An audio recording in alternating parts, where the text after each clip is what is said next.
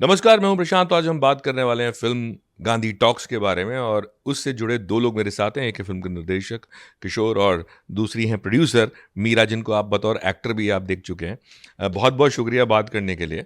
सबसे पहले तो मैं आपसे यही पूछना चाहूँगा कि आप मेरे बराबर में बैठी हैं, तो पहले आपसे ही शुरू कर देता हूँ कि ये जो ज़्यादा पास में। हाँ, ज़्यादा पास हैं आप कि प्रोड्यूसर का जो किरदार है वो आपने कब से निभाना शुरू कर दिया, और ख़ास तौर से इस फिल्म के लिए क्यों आपने, क्योंकि साइलेंट फिल्म में प्रोड्यूसर बचते हैं ऐसी फिल्मों से जो थोड़ी सी हट के होती हैं। सबको वही चल लगता है सबको कि ऐसी फिल्में करनी चाहिए जो लोग देखने बड़े पर्दे पर, जो लार्जर देन लाइफ हो, या जिसमें उनको धंधा नज़र आता है, बिजनेस नज़र आता है। इनडायरेक्टली आप ये बोलना चाहते हो मैं खराब बिजनेस। नहीं, मुझे लगा कोई तो क्रिएटिव बिजनेसमैन है।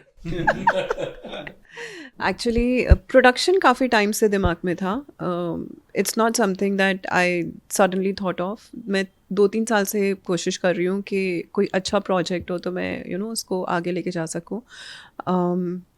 जब एज एन एक्टर देखो, बहुत सारी एज एन एक्टर तुम बहुत सारे किरदार करना चाहते हो जो तुम्हें नहीं मिलते।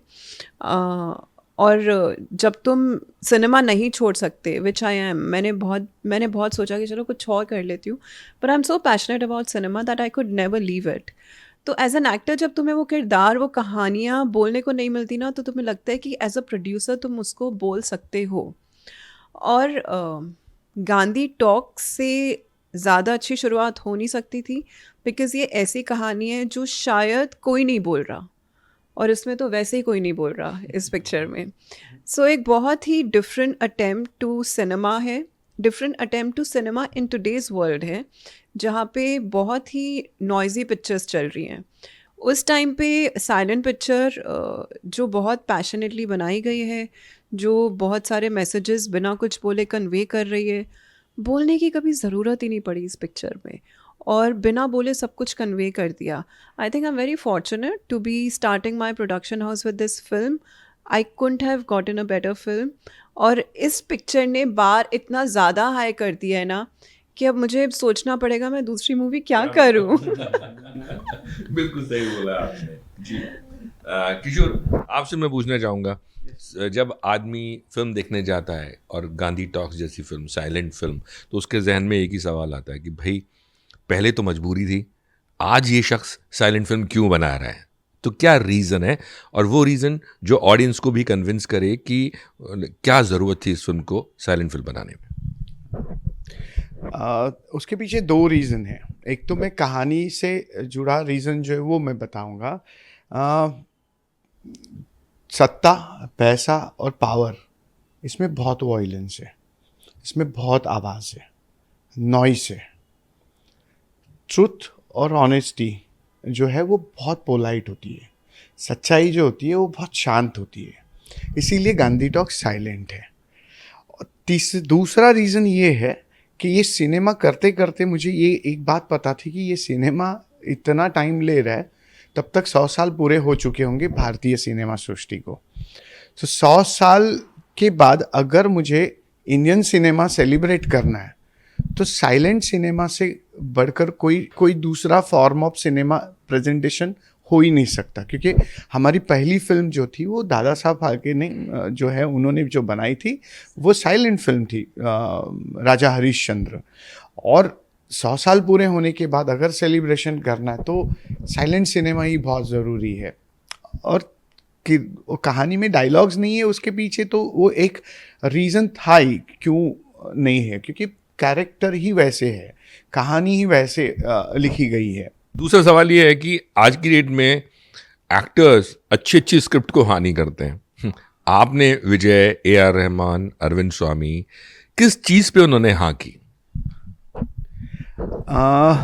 सबसे पहली तो बात होगी जो मुझे पता है, उन्होंने स्क्रीन प्ले जो कहानी है, क्योंकि कोई भी एक्टर कहानी को पहले सोचता है कहानी कैसी है, उसमें मेरा काम क्या है या उसमें मैं क्या कंट्रीब्यूट करने वाला हूँ। तो इन सब दिग्गज लोगों ने उस बात को पहले सोचा होगा। एंड सेकेंड थिंग, मुझे ऐसे लगता है कि मेरी ऑनेस्टी या फिर मेरा पैशन उनको नज़र आया होगा, इसीलिए शायद उन्होंने हाँ बोल दिया होगा। बट कहानी आई थिंक बहुत प्रायोरिटी या प्राइमरी लेवल पे कहानी ही किसी भी एक्टर को बहुत टेम्प्ट करती है, तो उनको शायद पसंद आई होगी। नीरा, आपसे मैं ये पूछना चाहूँगा कि जब नरेशन, क्योंकि साइलेंट फिल्म का नरेशन देना बड़ा मुश्किल काम होता होगा जो मुझे लगता है, तो आपसे जानना चाहूँगा कि इन्होंने नरेशन कैसे दिया था, किस तरह से नरेट की थी फिल्म? क्योंकि जब फिल्म होती है तो स्क्रिप्ट में आप जो हो रहा है, जो एक्शन हो रहा है, वो तो आप बोल के बता सकते हो, जो डायलॉग्स हैं वो आप पढ़ लेते हो, लेकिन यहाँ पे कैसे हुआ होगा जब इन्होंने नरेशन फर्स्ट टाइम दिया? मुझे तो किशोर ने नरेशन नहीं दी। किशोर ने मुझे 10 साल पहले इस पिक्चर के बारे में बताया था और 20 साल से ये जी रहा है इस पिक्चर को। So I was 10 years late to the whole game. उसने मुझे पिक्चर का प्रेमाइस बताया था, उसने मुझे ये बताया था साइलेंट फिल्म है। जब बताया था तब तक इसके दिमाग में कोई एक्टर्स थे नहीं। इंटेंशन बहुत क्लियर थी, प्योर थी। और किशोर की ऑनेस्टी, जैसे किशोर ने बोला ना, lot of people say yes to him because of his honesty towards his craft and towards his passion. मैं तो इसके towards his craft and towards his passion, you know, I got into this film. Narration इन्होंने जो proper narration है वो actors को दी थी, और वो स्टोरी आई थिंक किशोर ही बताएंगे बिकॉज वो बहुत इंटरेस्टिंग स्टोरी है कि जिस मूवी में डायलॉग्स जाते थे कुछ, मतलब एक एक सीन का स्टोरी बोर्ड घर लेके जाते थे। I think he is the best person. Sir कैसे हुआ था ना, कास्टिंग का, रहमान सर का इस फिल्म में आना, इसके पीछे 5 साल का इंडस्ट्री में स्ट्रगल था कि कौन काम करेगा। तो प्रॉब्लम ये हो रहा था ना कि विजय या फिर किसके पास गए थे आप, रहमान साहब के पास या एक्टर्स के पास? मैं ना दोनों को पिच कर रहा था सर साइमल्टेनियसली, क्योंकि क्या हुआ था, आपको एक हमारे इंडस्ट्री में बहुत एक विचित्र चक्र है। मतलब आप प्रोड्यूसर के पास जाते हो, हाँ विशेष, हाँ, वो आप प्रोड्यूसर के पास जाते हो या स्टूडियो के पास जाते हो तो स्टूडियो पूछता है एक्टर कौन है, एक्टर के पास जाते तो पूछता है स्टूडियो कौन है। तो इसमें मेरे 4 से 5 साल निकल गए। तो उसमें ऐसे हुआ, विजय से मेरी पहली मुलाकात हो गई। सो एक हमारे दोस्त है, विजय के और मेरे दोस्ती है, वो कॉमन फ्रेंड है, और वो आई थिंक 4-5 फिल्मों के स्क्रीन प्ले राइटर रहे हैं, और is a very good journalist, तो फेमस है वो, शाहजी करके। तो उन्होंने कनेक्ट करवाया विजय के साथ, और विजय को मैंने लिटरली फ़ोन पे आधे घंटे में नरेशन दे दिया था। उन्होंने मुझे ना कोई प्रोडक्शन हाउस पूछा, उन्होंने मुझे ना कोई प्रोड्यूसर पूछा, उन्होंने कहा I am doing this film sir, I would like to act in silent film. ये विजय का पहला कन्वर्सेशन था। फिर मेरा ना साइमल्टेनियसली मैंने रहमान सर को स्टोरी पिच की थी। अब रहमान सर के साथ ना पास जाने से पहले मैंने इंडस्ट्री से 5 से 6 लोगों को पिच कर चुका था कहानी। शायद मैं नया हूँ या शायद उनको साइलेंट सिनेमा पे मैं समझाने में शायद मैं कम पड़ गया था, तो उनको वो नहीं समझ में आ रही थी, तो कोई तैयार नहीं हो रहा था। बट रहमान सर को रकीब आलम जो है लिरिसिस्ट, उनके ज़रिए मैंने सिनॉप्सिस भेजे थे। तो रहमान सर ने 2 दिन में पढ़ के उसका रिवर्ट दे दिया। रिवर्ट आया वहाँ से, and he said like let's have a, Covid का समय था, तो he said let's have a Zoom meeting. So zoom meeting में उन्होंने मुझे ही सेड 1 घंटा है आपके पास, आप मुझे ये पूरी कहानी नरेट करो, सुना दीजिए। सो मैंने उनको नरेट करते समय मैंने क्या किया था कि मुझे जहाँ तक सब लोगों ने इतना मतलब रिजेक्शन आ रहा था, तो मैंने उसका पूरे फिल्म का ना एक स्टोरी बोर्ड बनाया था। और जो सेकेंड हाफ में अरविंद स्वामी का घर है, उस पूरे घर का जो मोहन बोसमन का बंगलो दिखा है, उसका मैंने एक मिनिएचर बनाया था, 3D मॉडल टाइप। तो वो मैं लेके घूमता था लोगों को नरेशन करने के लिए। तो काली पीली कैप करता था, उसके कैरियर पे डाल के वो लेके जाता था। सो लोग बोलते थे ये क्या लेके आए हो आप, बक्से में रहता था। बक्सा को फर्स्ट हाफ स्टोरी अपना ये बोर्ड पे स्टोरी और बोर्ड पे second half सेकेंड हाफ खड़े रह के model के ऊपर। मैं मॉडल के ऊपर ये यहाँ से आता है, ये यहाँ से आता है, ऐसे ऐसे नरेशन करता था। तो रहमान सर के यहाँ पे मैंने वो पूरा वर्चुअली उनको दिखा दिया, सर ये ऐसे ऐसे ऐसे। So he said interesting, I like the roller coaster of your this thing, your screenplay, so I am on, he said. So उसके बाद की बात बहुत इंपॉर्टेंट थी, क्योंकि मेरे पास अभी तक प्रोड्यूसर या पैसे भी नहीं थे। तो मैंने सर को कहा, सर आपने हाँ तो बोल दिया है, अब सिर्फ एक ही प्रॉब्लम है। So he said what? I said like मुझे आप अभी कुछ समय दीजिए, मैं आप हाँ कर दिया आपने ये बोल के मैं किसी प्रोड्यूसर या किसी स्टूडियो को मैं मिल लूँगा तो वो पैसे लगाने में तैयार होंगे, तो मैं आपका नाम इस्तेमाल कर सकता हूँ क्या? ही सेड गो हेड, ये फिल्म बननी चाहिए, you can take my name. Vijay के साथ भी यही हुआ। सो विजय, मैं जब भी किसी प्रोड्यूसर के पास जाता और मैं या फिर स्टूडियो में जाता, वो पूछते थे तुम्हारे पास कुछ लेटर है, वो कुछ साइन किया हुआ? तो मैंने विजय को कहा, लोग people are asking me the letter. तो ही सेड एक काम कर लेना, आप ना जब भी कभी उस मीटिंग में बैठोगे और पूछेंगे आपको, तो आप मुझे वीडियो कॉल कर लेना, मैं वीडियो कॉल पे आपको उनको सबको बोल दूंगा कि हाँ। सो ये कोई नहीं करता। अगला सवाल जो है मेरा वो यही है कि ये इधर हिंदी सिनेमा में क्या ये हो सकता है? नहीं, मेरा तो बहुत क्लियर आंसर है कि ये हो ही नहीं सकता। और ये इसका पागलपन है जिसकी वजह से सबने हाँ कर दिया और हो गया विदाउट एनी मनी। आजकल तो डायरेक्टर भी तुम्हारे को स्क्रिप्ट नरेट भी नहीं करते प्रोड्यूसर को, वो कहते हैं पहले पैसे दे दो यार। मतलब ये माहौल है। And he convinced everybody without even giving them a Penney is a story in itself. मतलब ये अपनी स्ट्रगल, 25 साल की स्ट्रगल पे एक पिक्चर बना सकता है।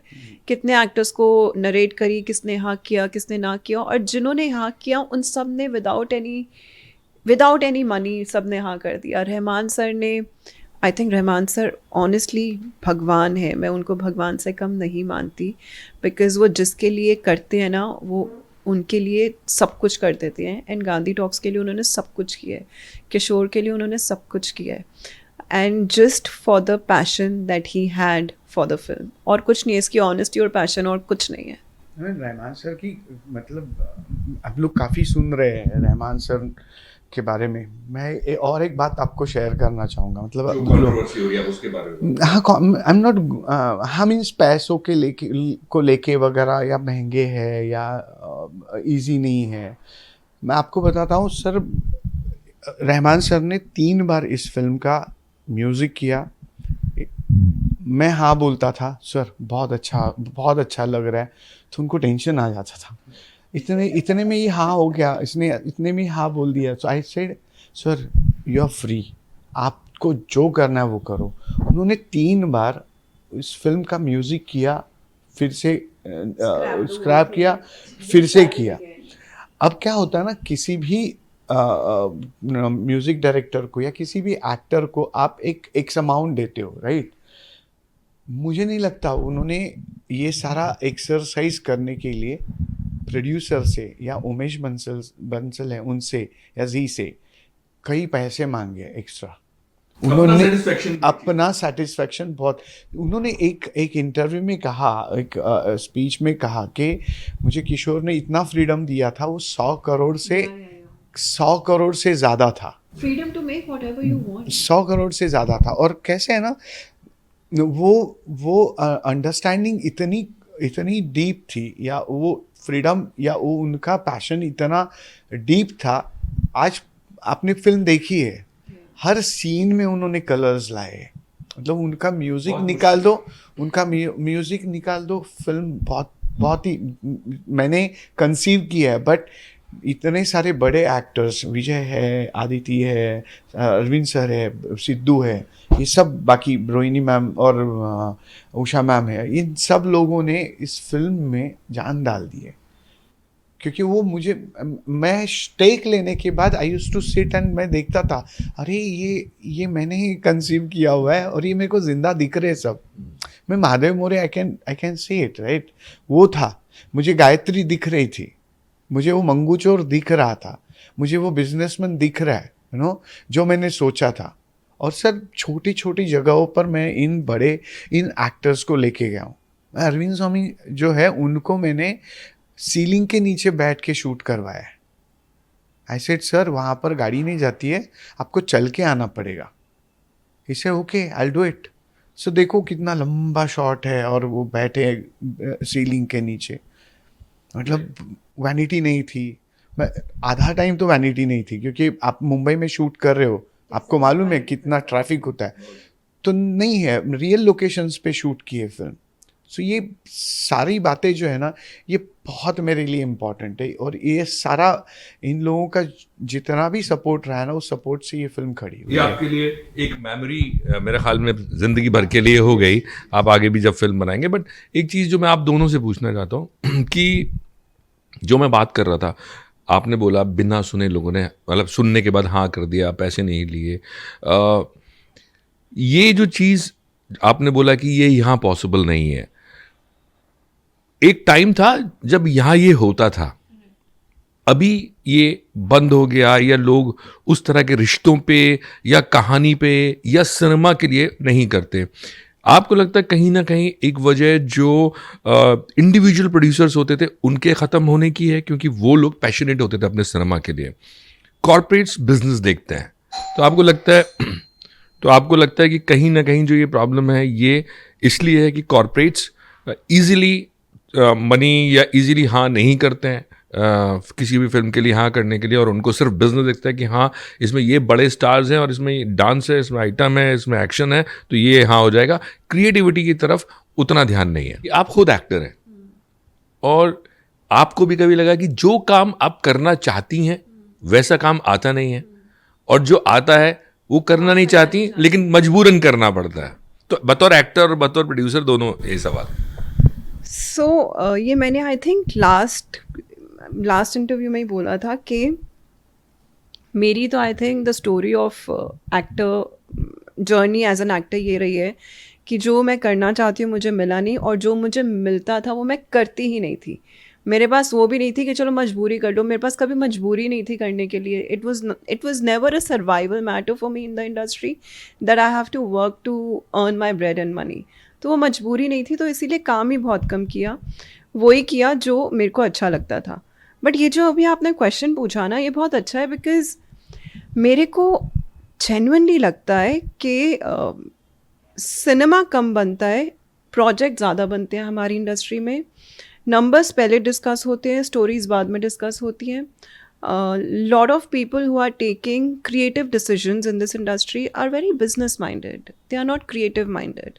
सो काफ़ी हद तक लव ऑफ मूवी मेकिंग जो है वो रही नहीं है, लव ऑफ बिजनेस रह गया है। और जब वो रह जाता है ना, तो ये सारी चीज़ें होती हैं कि पहले एक्टर लेके आओ, पहले आइटम नंबर रख लो। यू नो, एक हम गांधी डॉक्स में एक आइटम नंबर है, उसको हम आइटम नंबर कहते हैं, जिद्दी दिल। उसमें Vijay Sethupathi is dancing. there was a space to put an item girl in that song, but did he do it? No. Did anybody tell him to do it? No. That's the creative liberty everybody gave him. But any other director would have gotten swayed अगर business mind होता और बोलता कि चलो इसमें एक item number एक लड़की से करवा लेते हैं। बट उसका विजय से प्रोड्यूसर आपने भी नहीं कहा कि चलो मैं ही एक आइटम नंबर कर देती। बिकॉज जब मैं देखती हूँ विजय, मैंने विजय सर को स्टेज पे देखा, स्टेज पे बोला उस दिन that your fans would be so delighted to see you what you have done in that song. He's looking so cute and lovable. So वो वाली चीज़ कहाँ दिखती है, वो वाली चीज़ को कौन सा फिल्म मेकर एक्सप्लोर करता है? So I think वही है, बिजनेस कम डिस्कस होना चाहिए, दो it's a very important part. जब तुम पैशनेटली सिनेमा बनाओगे तो बिजनेस अपने आप आ जाएगा, मुझे लगता है। और वो बहुत कम लोग उस चीज़ को चेस कर रहे हैं। I think everybody is chasing numbers, compromising on the quality of stories.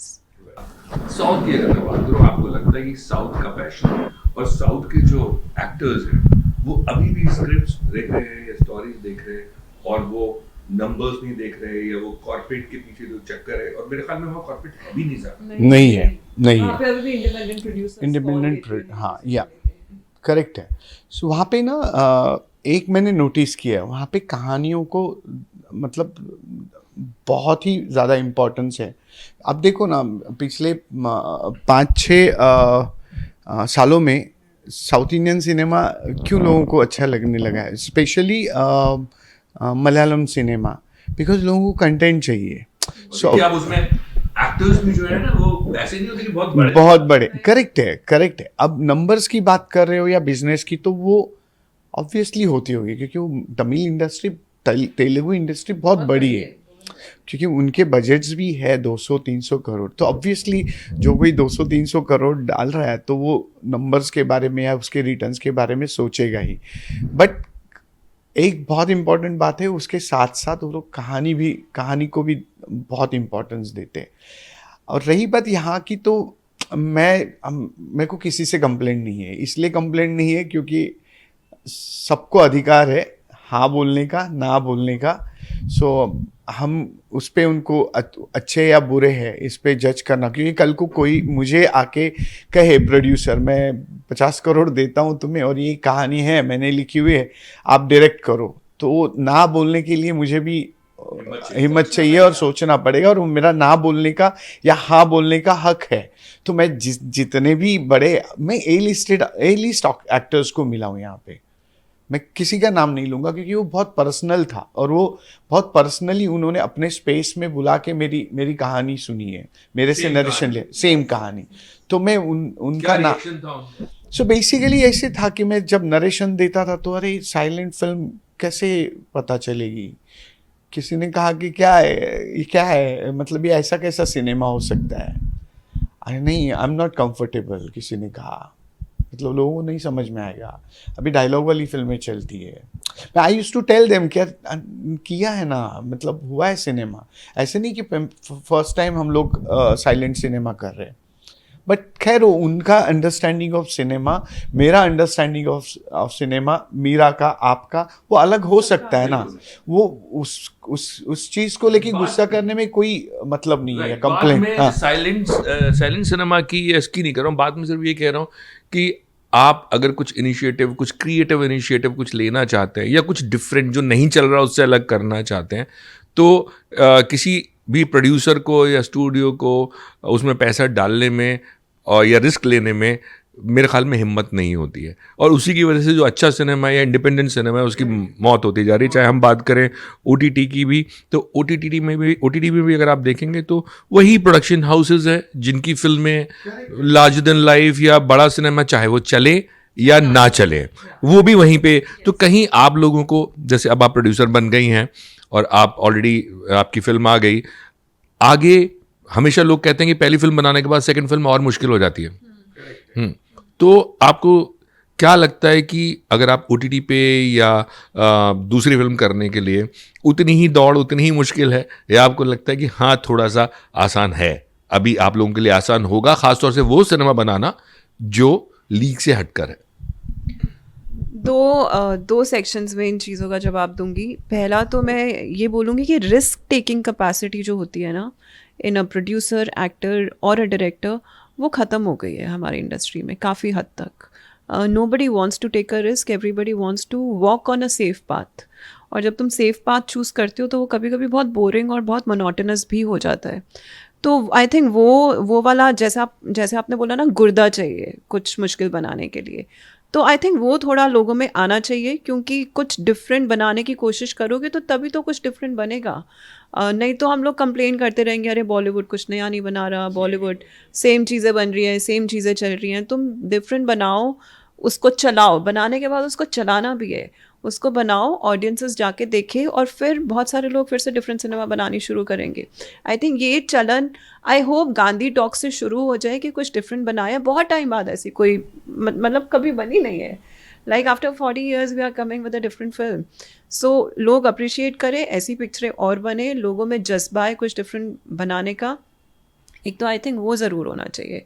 I think as a producer, मैं तो एज अ प्रोड्यूसर ही बोलना चाहूँगी, as a producer I would like to have a mixed bag of everything. जहाँ entertainment masala भी yes है। देखो मैं गांधी टॉक्स को कभी मैंने आर्ट फिल्म या मैंने उस दिन भी बोला एक्सपेरिमेंटल सिनेमा नहीं है, मेरे लिए बहुत कमर्शियल सिनेमा है बिकॉज इसमें सब कुछ है, कमर्शियल एक्टर्स हैं, गाने हैं, आइटम नंबर है, there is everything, every component of a commercial film. सिर्फ एक डिवाइस ऑफ है. Yes every component of a commercial film is there. मैं चाहूँगी कि मैं हर तरह का सिनेमा करूँ, OTT भी करूँ, छोटी पिक्चर भी करूँ, बड़ी पिक्चर भी करूँ. Your production house should have a breath of every. हाँ, ये भी सवाल था कि Yeah. OTT पे भी जगह नहीं मिलती है इस तरह की सिनेमा को. नहीं, गलत कह रहे हो आप. नहीं, मैं कह रहा हूँ इस तरह के सिनेमा से मेरा मतलब है कि जो बड़े प्रोडक्शन हाउस वगैरह वो सारे OTT पे भी उन्हीं को ज्यादा जगह मिलती अच्छा हाँ, ये आप या इंडिपेंडेंट प्रोड्यूसर्स को जगह कम मिलती है. इंडिपेंडेंट यस सिनेमा को भी. यस यस, बट मुझे लगता है गांधी टॉक्स को OTT में बहुत बड़ा अपलॉस मिलेगा only because of the fact कि ये ग्लोबल सिनेमा है और OTT की रीच बहुत ज़्यादा ग्लोबल है. सो आई एम एक्चुअली वेटिंग कि OTT जब आएगी तो कितना तहलका मचाएगी, क्योंकि OTT पे बहुत बड़ा तहलका मचाएगी मुझे लगता है. I hope so. आप कुछ बोलना चाहिए? हाँ, कुछ नहीं सर, मैं मतलब जैसे भी कहा कि आपने कहा कि इंडिपेंडेंट प्रोड्यूसर्स या सिनेमा. सो मतलब मैं जब स्कूल और कॉलेज में था तब एक पैरेलल होता था जिसमें वो फिल्में चलती थी, उसका अपना ऑडियंस था. मतलब अमोल पालेकर सर हैं, उनकी फिल्में हैं, नसीर साहब है, कितनी सारी. मतलब मुझे भी किसी ने फिल्म देखी गांधी टॉक्स तो उन्होंने मुझे कहा इट रिमाइंड्स मी कथा जो इनकी थी, फारूक शेख साहब की थी, नसीर सर की थी.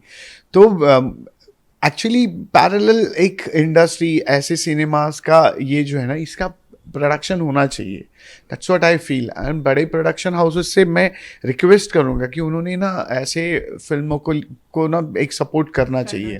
अभी देखो ना, मेरे दोस्त राही बर्वे, उनकी फिल्म भी माया सबा भी रिलीज़ हुई है. कितना स्ट्रगल करना पड़ रहा है. तुम्बाड़ के साथ क्या हुआ, तुम्बाड़ भी उन्हीं की फिल्म थी, वो री रिलीज़ के बाद हिट हो गई. सो लोगों ने भी, मतलब ऑडियंस से ही रिक्वेस्ट करूंगा, क्योंकि आप ही बचा सकते हो इन प्रोड्यूसर्स से हमारी फिल्मों को या इस अलग टाइप के सिनेमास को. क्योंकि ऑडियंस ने अगर प्यार दिया, ऑडियंस ने अगर अप्रिशिएट किया, तो कोई भी प्रोड्यूसर, कोई भी स्टूडियो पैसे लगाने के लिए पीछे नहीं हटेगा, वो तैयार हो जाएगा. एटलीस्ट जितने पैसे लगे हैं उतने भी उसमें रिटर्न आ जाए ना, तो भी खुश हो जाएंगे. और एक्टर का भी बिलीव बढ़ जाएगा कि हाँ, ऐसी फिल्में भी ऑडियंस देख लेती है, यू नो. सो और कैसे है ना, हमारी बहुत बड़ी लीगेसी है. हमारी फिल्म शुरू हुई है, इंडस्ट्री शुरू हुई है साइलेंट सिनेमा से. So Raja Harishchandra was a silent film. मैं सिर्फ दो चीज़ें बोलूँगा जाते जाते कि मुझे लगता है आपने ऑडियंस से ये रिक्वेस्ट की. ऑडियंस के अलावा एक और बहुत इंपॉर्टेंट चीज़ है, और वो है सिनेमा हॉल्स की गिनती. मतलब सिनेमा हॉल्स और बढ़ें, क्योंकि जब सिनेमा हॉल्स बढ़ेंगे तो शायद इस तरह के सिनेमा को भी जगह मिलेगी. अदरवाइज़ एक बड़ी फिल्म रिलीज़ होती है और सारे स्क्रीन्स उसको मिल जाते हैं, छोटी फिल्म्स के लिए जगह नहीं है. और दूसरा मेरे ख्याल में रिक्वेस्ट होनी चाहिए OTT प्लेटफॉर्म से कि वो जो इंडिपेंडेंट फिल्म मेकर्स हैं उनको भी वो जगह दें. ना कि ये कि अभी भी है, लेकिन अगर आप देखेंगे तो जो रेशियो है वो बहुत कम है. जी जी, बहुत बहुत शुक्रिया and all the best for your film. Thank you so much. लोगों को पसंद आए और बाकी जो और प्रोड्यूसर्स हैं फिर वो बनाने की हिम्मत कर पाएंगे अगर फिल्म जो है अच्छा करेगी. जी, थैंक यू.